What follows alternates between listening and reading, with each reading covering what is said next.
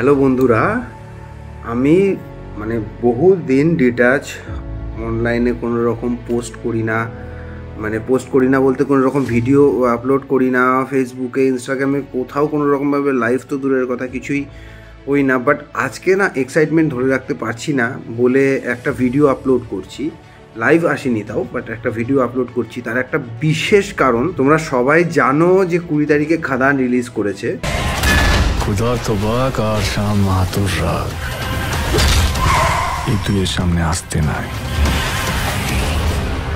জয় গুরু। এই মুভিটার প্রমোশন একটা অন্য লেভেলে নিয়ে গেছে বাংলা ইন্ডাস্ট্রিকে, টলিউড ইন্ডাস্ট্রিকে একটা অন্য ধাঁচ দিয়েছে। তো সেই প্রমোশন, অনেক সময় আমরা ভেবে থাকি যে প্রমোশন এরকম হচ্ছে, তার মানে হয়তো মুভিটার মধ্যে সেই বিশেষ কোনো ম্যাটারটা নেই, যার জন্য এত প্রমোশন করা হচ্ছে, যাতে প্রমোশনটা ভালো হলে পরে অ্যাটলিস্ট যাতে মুভিটা দেখে, মুভিটা চলে, এরকম একটা বিষয়। বাট আমি এতদিন ধরে সময় পাইনি, বাট আজকে যখন সময় পাওয়ার পরে গিয়ে মুভিটা দেখে এলাম, জাস্ট একটাই কথা বলার, যে আমাদের এই ভ্রান্ত ধারণা যে প্রমোশন অনেক করলে পরে সেই মুভিটা ভালো হয় না বলে হয়তো অনেক প্রমোশন করে, এই ভ্রান্ত ধারণাটাকে এক কথায় ভেঙে দিয়েছে খাদান। সত্যি কথা, খাদানে টলিউডের কাছে পাওয়া একটা অনেক বড় মাপের মুভি। সত্যি কথা, এখনও পর্যন্ত জানি না ইন ফিউচার খাদানের রেকর্ড ভাঙবে কি না, খাদান 2 যদি তৈরি হয় তার রেকর্ড ভাঙবে কি না, বা অন্য কোনো মুভি তার রেকর্ড ভাঙবে কি না।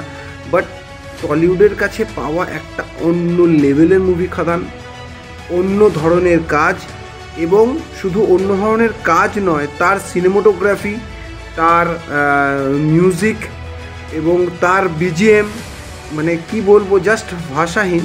ভিএফএক্স তো রয়েছেই, এবং লাইভ লোকেশনগুলোকে শ্যুট করেছে, এবং তার যে সিসি, দুর্দান্ত, এক কথায় দুর্দান্ত। লোকে বলতো এ দুজনই একদিন গোটা দেশের কয়লা গিলে নেবে।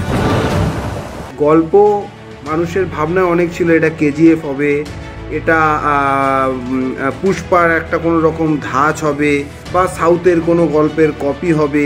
সব কিছুকে বাইরে রেখে দিয়ে দেখিয়ে দিয়েছে যে বাংলা ইন্ডাস্ট্রিতেও একটা গল্প তৈরি করা যায়, এবং শুধু সেই গল্পটা না, সেটাকে নিয়ে ভাবলে পরে, খাটলে পরে অন্য লেভেলের কাজটাকে করা যায় বাংলা ইন্ডাস্ট্রিতে।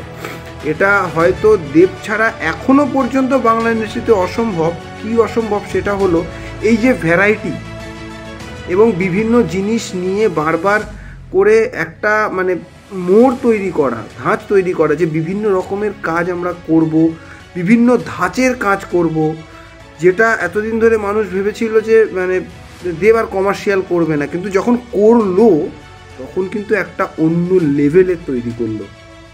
খাদান যারা যারা এখনো অবধি দেখোনি, মাস্ট ওয়াচ। একদম অসাধারণ মুভি, কোনো জায়গা নেই, একটা সেকেন্ড তুমি বোর হবে না, একটা সেকেন্ড বোর হওয়ার মতন কোনো জায়গা নেই। Action action action and action,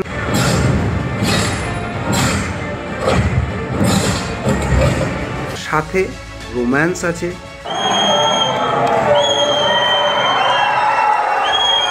সুন্দর গান আছে।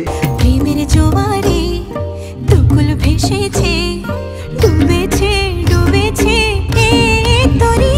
কিশোরী কিশোরী কিশোরী কিশোরী, তোকে না পাইলে জানি না কি করি।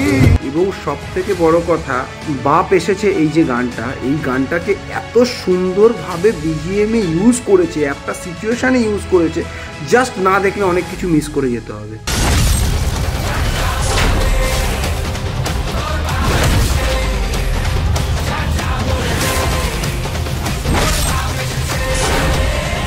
জাস্ট এটাই বলার যে সবাই সময় নাও, এবং একটু সময় করে নিয়ে গিয়ে হলে গিয়ে, সেটা সিঙ্গেল স্ক্রিন হোক, সেটা মাল্টিপ্লেক্স হোক, যেখানে পাচ্ছ, যতটুকু যার যে সামর্থ্য, সেই সামর্থ্য অনুযায়ী সেই রকম হলে গিয়ে টিকিটটা কেটে জাস্ট মুভিটাকে দেখো এবং এনজয় করো।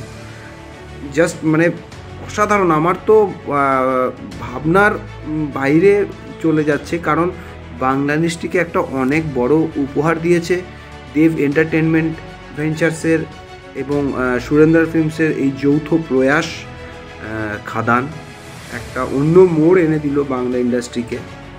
আর ওই যে ডায়লগটা ছিল একটা, যে পরিবার নিয়ে ব্যস্ত আছি বলে কি ভেবেছিস, অ্যাকশন ভুলে গেছি, এটা তো আমারই কাজ, প্রপারলি সেটা মানে ওটা মুভির কেন্দ্র বিশেষে ডায়লগটা এসছে, বাট সেটা প্রপারলি ইউজ। ফ্যামিলি নিয়ে ব্যস্ত আছি বলে কি ভেবেছিস, অ্যাকশনটা ভুলে গেছি, এটা আমারই কাজ। আর কিছুই না, জাস্ট গিয়ে দেখো, অসাম খাদান। হায়রে বিয়ে হলো কেন